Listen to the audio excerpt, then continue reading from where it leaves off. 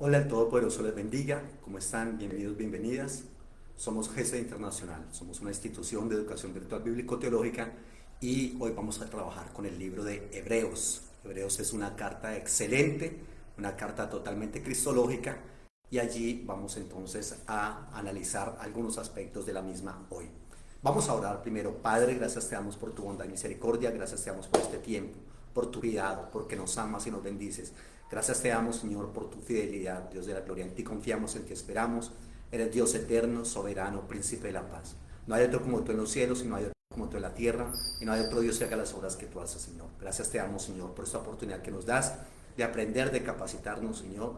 Permite, maravilloso Dios, que podamos, Señor amado, interiorizar esta información, practicarla, Señor, y llevarla a cabo, Señor, para la extensión y el establecimiento de tu reino, Señor, enseñándole también a otros para tu gloria y honra. Amén. Vamos a trabajar con Hebreos, vamos a leer el capítulo 1, versículos 1 en adelante.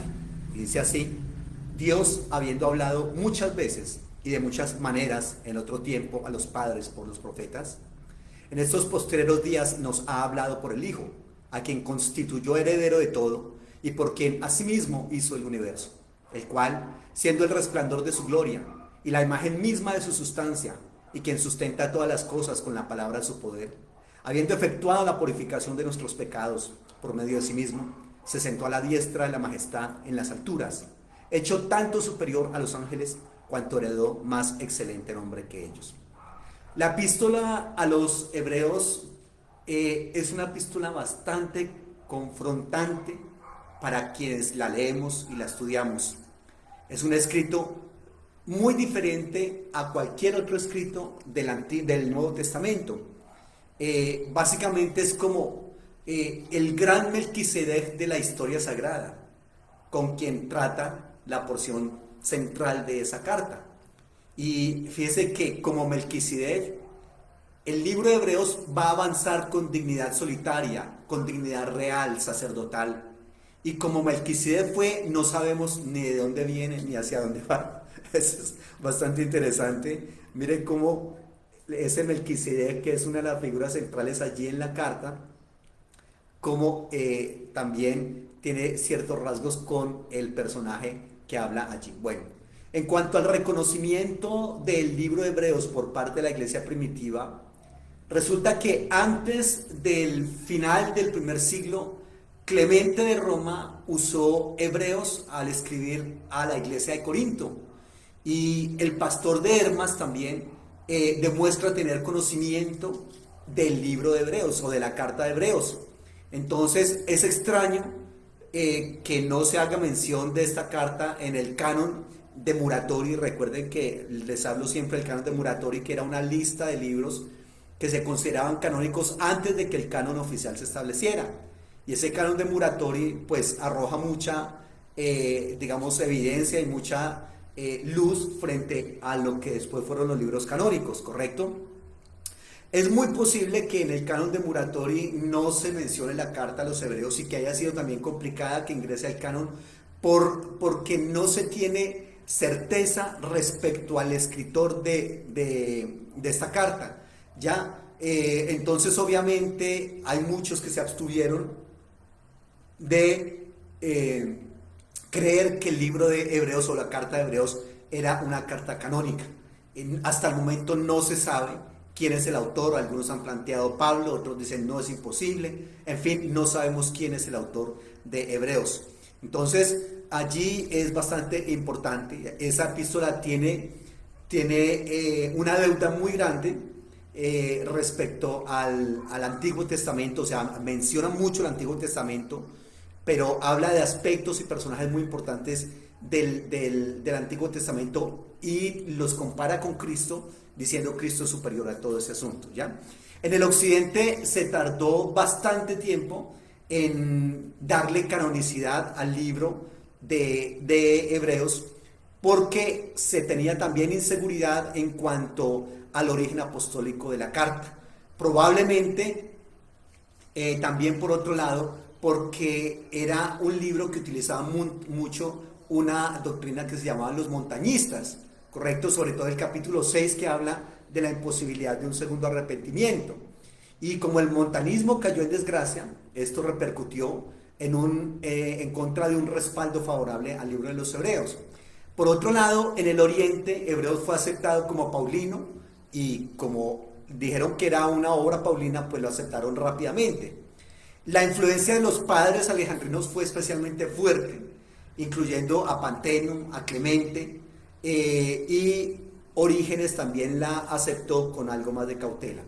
Y por allá hacia el siglo IV, el occidente se puso en línea y le concedió, en el siglo IV después de Cristo, se le concedió en el occidente el reconocimiento como una carta o una epístola canónica, ¿ya? Y cuando la aceptaron en el canon, la incluyeron en el corpus paulino. No, definitivamente eso es paulino, dijeron ellos, ¿ya? Así sin más. Pero en los manuscritos y las versiones se ha demostrado que la posición de Hebreos cambia considerablemente, porque aparece a veces incluida en las epístolas paulinas, a veces aparece al final de ellas, aparece aparte, correcto, entonces allí no se tiene, digamos, como una evidencia de que fuera una carta paulina. En cuanto a la fecha de escritura de Hebreos, hay poco que pueda servirnos de guía, infortunadamente. Si se tiene en cuenta que el escritor habla del ritual de los sacrificios y lo hace en tiempo presente, por ejemplo en el capítulo 8, versículo 4, en el capítulo 9, versículo 9, en el capítulo 10, versículo 1, eso significaría que la carta a los hebreos fue escrita antes del año 70, ¿correcto? Porque el templo todavía existe.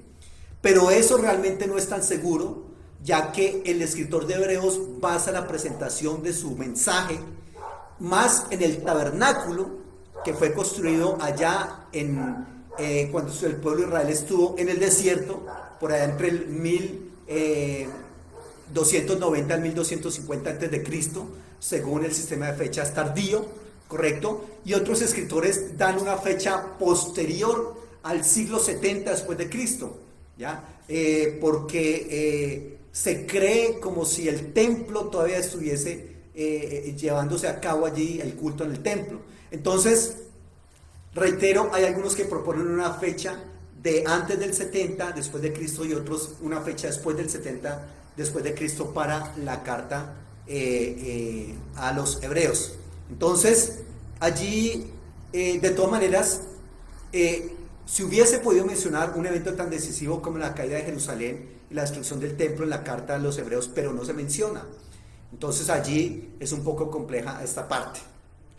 Hay algunos que votan por quedarse con una fecha posterior al año 70. La rebelión de los judíos contra Roma muy seguramente despertó un fervor bastante fuerte, una simpatía patrióticos entre muchos cristianos hebreos, llevándolos a olvidarse un poco de Cristo y de la salvación de la que se habla en el Evangelio. En cuanto al autor, ¿quién pudo ser el autor de la carta a los hebreos? Es algo que no se indica en la carta. Reitero que desde mucho tiempo atrás en el Oriente se dijo que esa carta era paulina y que en Occidente fue conocida por allá después del año 350 después de Cristo, pero no se le reconoció como paulina ni tampoco se le admitió en el canon, ¿ya?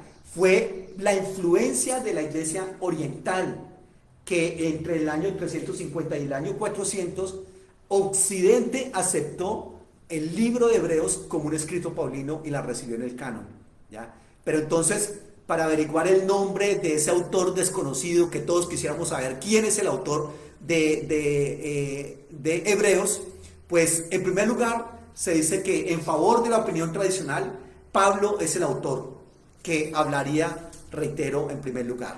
Estoy colocando y estoy hablando de diferentes posturas acerca de quién es el autor de Hebreos. Y les estoy diciendo diferentes argumentos que hay. Algunos van a decir, reitero, fue Pablo. El hecho de que, por ejemplo, el final de la carta contiene noticias personales, saludos, exhortaciones, igual que las otras cartas paulinas, diría alguien, no, eso es paulino, ¿ya? Por ejemplo, también se menciona a Timoteo en el capítulo 13, versículo 23, y Timoteo, recordemos que era del más íntimo de los colaboradores del apóstol Pablo.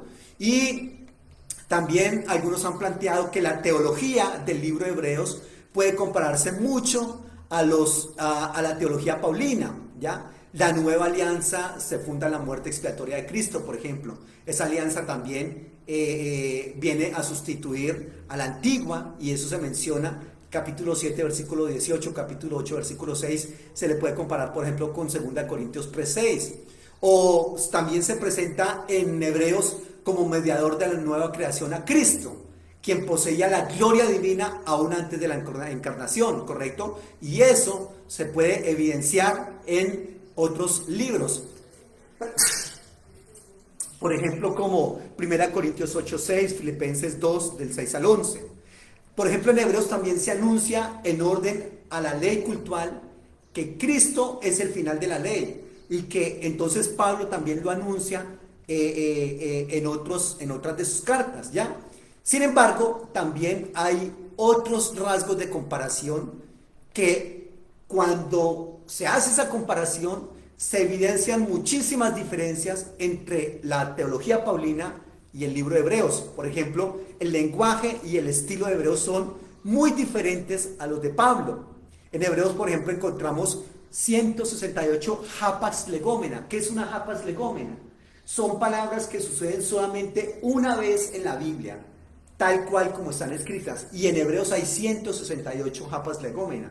Eso significa que si fuera una carta paulina, no habría tanta cantidad de hapas legómena, porque, pues, obviamente habría muchas palabras muy similares a las otras cartas de Pablo, ¿ya? Entonces eso es bastante interesante acá. Y también hay 124 palabras en el libro, en la carta de Hebreos, que no aparecen en los otros escritos paulinos. Entonces aquí son situaciones que son bastante interesantes allí, y hay otras cosas mucho más técnicas que no las voy a tocar ahorita, pero que, reitero, algunos van a proponer sí es paulina, Hebreos, otros van a decir Pablo no tiene nada que ver allí, ¿ya?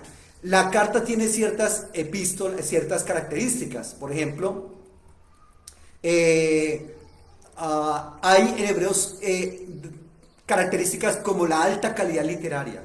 Hebreos tiene una alta calidad literaria marcada por una construcción de frases muy elegante, una manera de hablar muy elegante, es decir, el escritor de Hebreos hablaba y escribía de manera elegante. Ya por otro lado, Hebreos está bastante saturada de alusiones y de citas del Antiguo Testamento. Ya algunos pasajes, como por ejemplo el Salmo 110, versículo 1, versículo 4, se usan repetidamente. El culto del Antiguo Testamento es utilizado también como un paño de fondo, como una tela de fondo allí, para presentar la superioridad de Cristo y su obra redentora.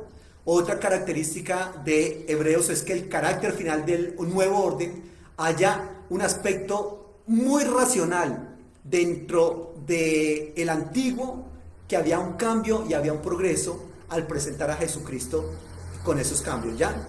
Por otro lado, otra de las características de Hebreos es que la cristología es tremendamente rica y variada. Obviamente todo el Nuevo Testamento es presenta a Cristo, ¿correcto? De una manera bastante rica y nutrida, es decir, el Nuevo Testamento es bastante cristológico, pero la carta a los Hebreos es aún más cristológica, es bastante rica y bastante variadas las imágenes que se presentan de Cristo allí. Se presentan más de 20 nombres y títulos, ¿correcto? A Jesucristo, y la humanidad y la deidad del Hijo son asociadas de un modo tal como en el cuarto evangelio.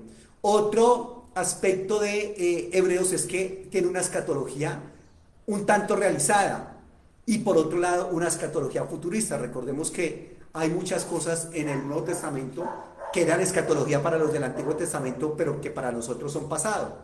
Entonces hay una escatología ya realizada en Hebreos y otra escatología que aún no se ha llevado a cabo, ¿correcto? Otra característica de la carta es que se inyecta una serie de advertencias en los argumentos de la epístola, advertencias de si se rechaza a Jesucristo, ¿qué pasará?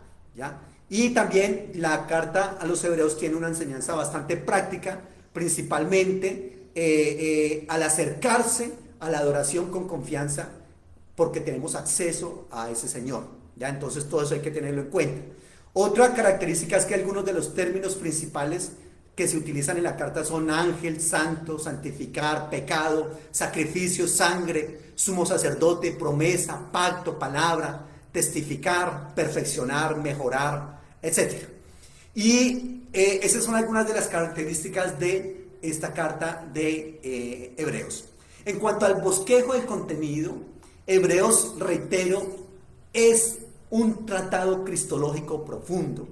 Es probable que la audiencia estuviera compuesta por judíos cristianos y por eso a la carta se le colocó Hebreos, ¿ya? Es decir, los lectores principales hubieron de ser los judíos que han aceptado el cristianismo y por eso entonces se le llama a la carta a los Hebreos. Es un aspecto que se ha mencionado allí. El capítulo 10 es clave para entender la carta. La comunidad está enfrentando persecución. La comunidad está siendo encarcelada por la causa de Jesucristo y algunos se alejaban, correcto, y lo abandonaban por completo por temor a la cárcel y a la muerte. Es lógico.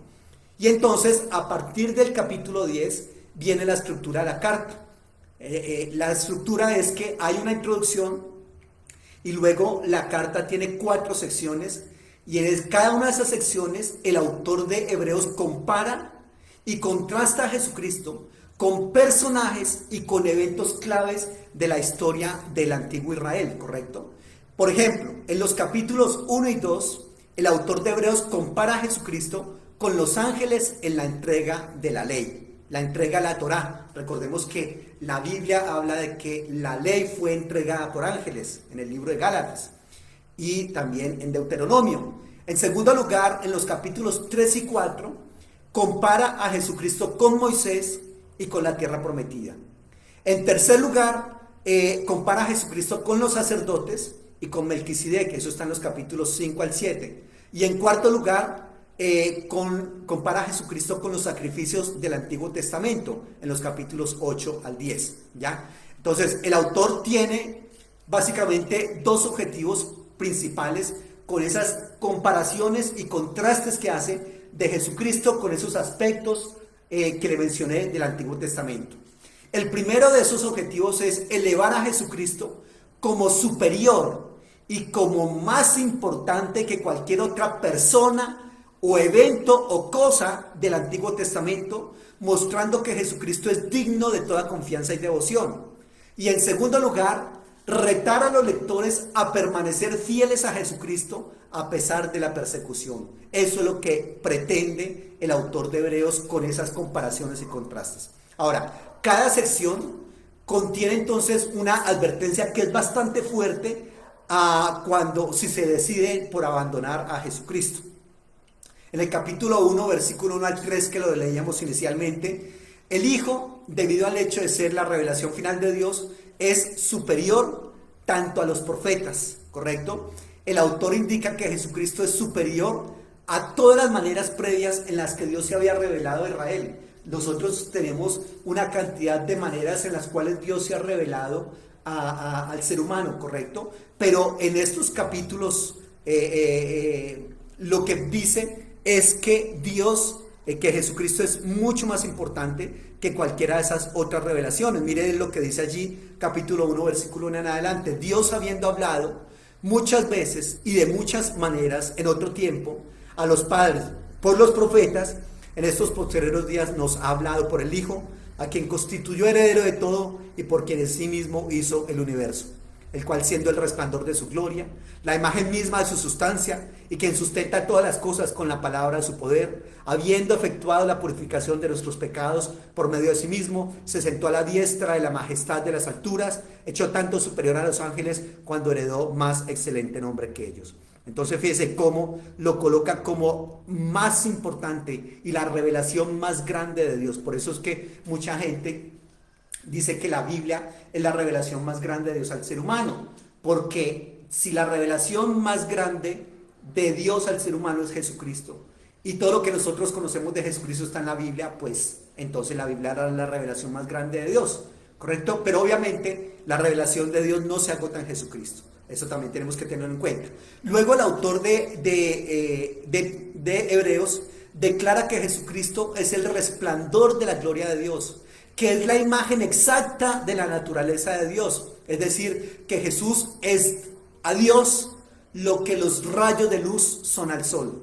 Que Jesucristo es a Dios lo que una impresión en la cera es a la imagen del anillo, ¿ya? Entonces, para el autor de Hebreos, no hay un Dios aparte de Jesucristo. Jesús es Dios hecho hombre, dice el autor de los Hebreos. Y esa elevada manera de ver a Jesús es la que se desarrolla en toda la carta de Hebreos, ¿ya? En los capítulos 1, versículo 4, al capítulo 2, versículo 18, Jesucristo es superior a los ángeles.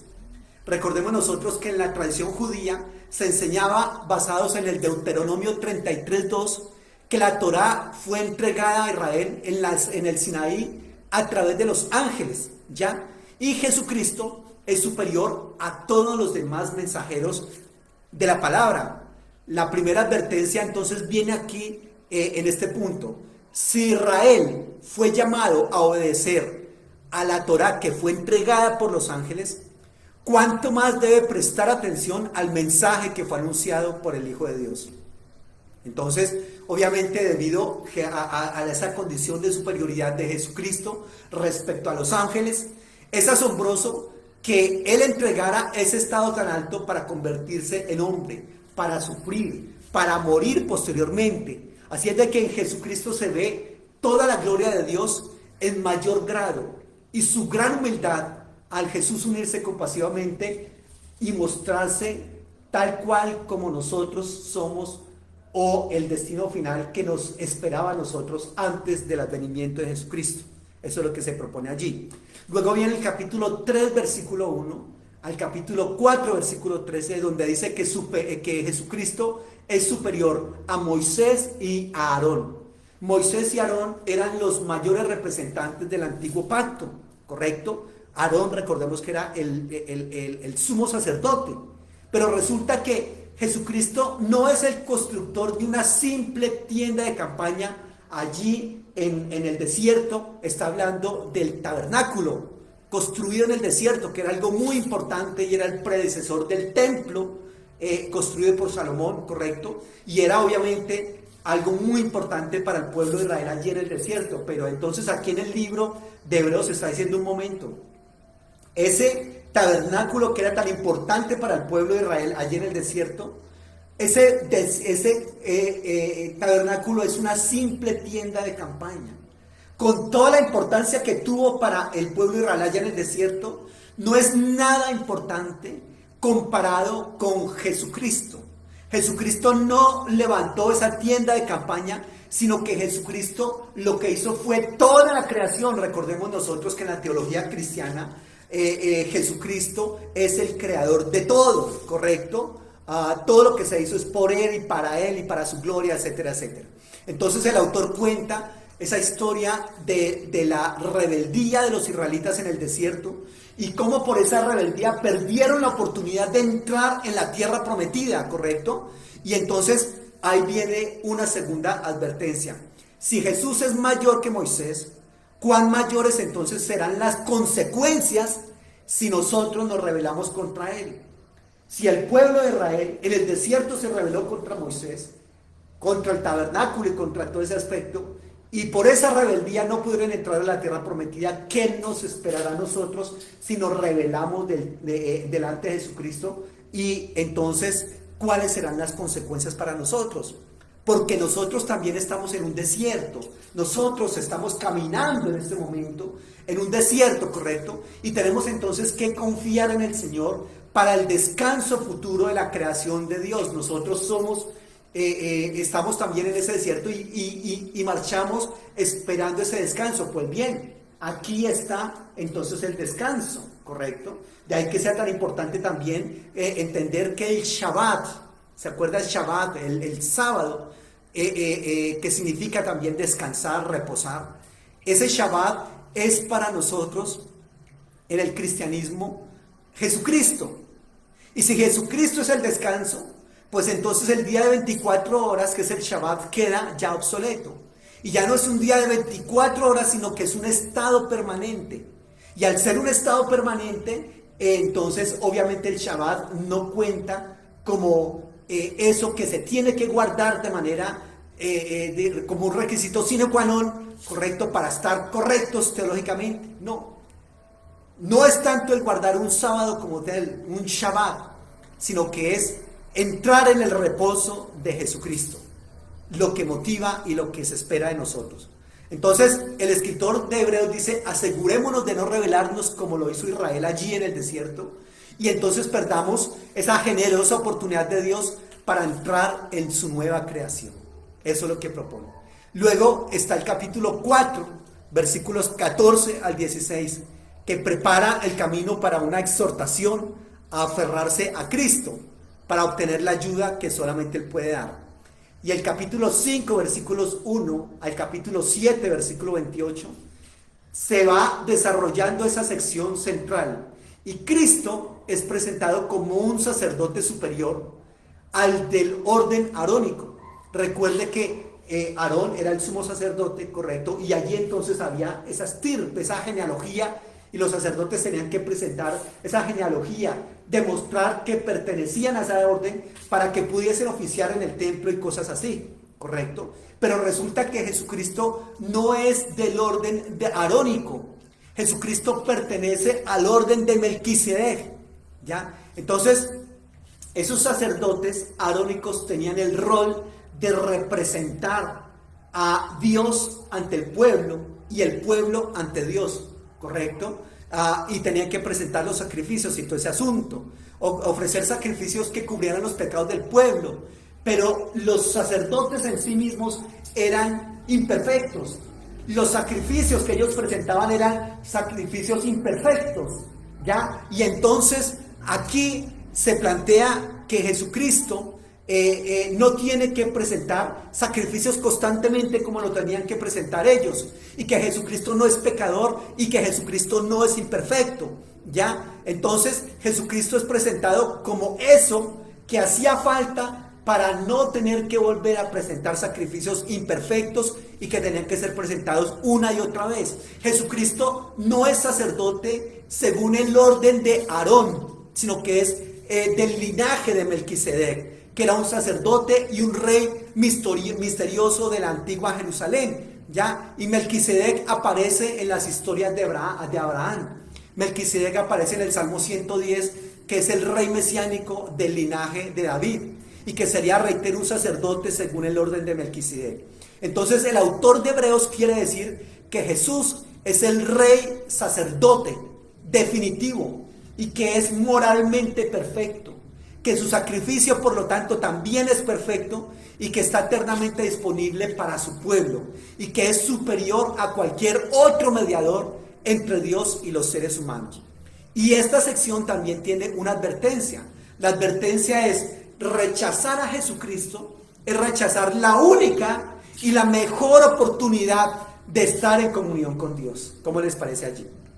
Luego viene el capítulo 8, versículo 10, que nos muestra cómo la muerte de Jesús en la cruz es el sacrificio definitivo. Es un sacrificio superior a todos los sacrificios de los animales que se ofrecían en el templo, que también, reitero, eran sacrificios imperfectos, aunque se intentaba que los animales fueran perfectos, pero eran sacrificios imperfectos presentados por seres humanos imperfectos, mientras que Jesucristo ofreció su vida una vez y para siempre, y ese ofrecimiento vicario fue suficiente para cubrir los pecados de todo el mundo, ¿ya? Y luego en el capítulo 8, versículos 1 al 13, dice que ese sacerdocio se lleva a cabo bajo el nuevo pacto. En el capítulo 9, versículo 1 al 10, dice que es en el nuevo santuario celestial. Ojo, primero que el sacerdocio se lleva a cabo bajo el nuevo pacto. Segundo, que ese sacerdocio se lleva a cabo en el nuevo santuario celestial. Y el capítulo 9, del 11 al 14, dice que con un ministerio nuevo y mejor. Así es de que es bastante interesante este capítulo 9 allí, que tenemos que tenerlo en cuenta, ¿correcto? Y continúa entonces planteando que en el capítulo 9, versículo 15 al 18, que provee una herencia eterna, y que en el capítulo 10, versículo 1 al 18, se basa en un sacrificio de eficacia final y definitiva. Luego el capítulo 10 indica que es posible que esa comunidad estuviera enfrentando, reitero, persecución, prisiones y persecución, prisiones y muerte por la relación que tenían con Jesucristo. Y reitero, entonces muchos de ellos optaban por alejarse de Dios y abandonarlo. La advertencia de esta sección del capítulo 10 es que alejarse de Jesucristo es como darle la espalda a la oferta generosa del perdón de Dios. ¿Por qué hacer eso? Si el sacrificio de Jesucristo es permanente y es el fundamento del nuevo pacto del que hablaron los profetas y en el cual todos los pecados son perdonados. Entonces fíjese, todos esos contrastes, luego de todos esos contrastes, esa sección final es un gran reto a seguir a Jesucristo, ¿ya? Entonces, el panorama es que en Jesús han encontrado ellos, primero, la palabra de Dios, que en Jesús se tiene la esperanza para estar en la nueva creación. En tercer lugar, que en Jesús es el eterno sacerdote. En cuarto lugar, Hebreos nos dice que Jesús es el sacrificio perfecto, ¿ya? Entonces luego, el capítulo 10, versículo 19, al capítulo 13, versículo 25, esa es una porción práctica de la epístola. Es un llamado a continuar avanzando con una fe renovada, sin despreciar la disciplina divina y llevando a cabo el cumplimiento de los frutos de la paz y de la santificación, y manteniendo las virtudes de una verdadera separación, de una verdadera perseverancia, de una verdadera obediencia. Entonces, ellos deben seguir los grandes modelos de la fe que se encuentran en la Biblia y deben permanecer fieles al Señor, confiando que a pesar de cualquier dificultad y persecución, Dios no abandonará a su pueblo. Y luego en el capítulo 13, versículo 22, el autor dice que esa carta es una breve palabra de exhortación, ¿ya? Y que rechazar a Jesucristo es tremendamente tonto, muy tonto, porque Jesucristo es asombroso y que Jesucristo es la revelación definitiva de Dios, y de eso es que trata entonces la carta, no sabemos de quién sea, a los hebreos. Aquí, grosso modo, les he hablado de algo bastante interesante, tratando de manera general, reitero, la carta a los hebreos. Allí les motivo muchísimo a que la sigamos trabajando, a que sigamos hablando, estudiando esa carta, porque es bastante interesante y nos lleva entonces a hablar, a experimentar, a reconocer a Jesucristo por encima de todas esas aspectos que son tan importantes para el pueblo de Israel, y que le dice precisamente, si esos aspectos, si esos personajes, si esos eventos son tan importantes para ustedes, pues aquí les presento uno que es mucho más grande, importante que todos esos personajes, eventos y aspectos del Antiguo Testamento. ¿Por qué entonces lo están rechazando? Aquí les presento entonces a Jesucristo. Es lo que dice el autor de los Hebreos. Y eso es de lo que se trata de manera muy general, muy amplia, la carta a los Hebreos. Padre, gracias te damos por este tiempo, por tu bondad y misericordia.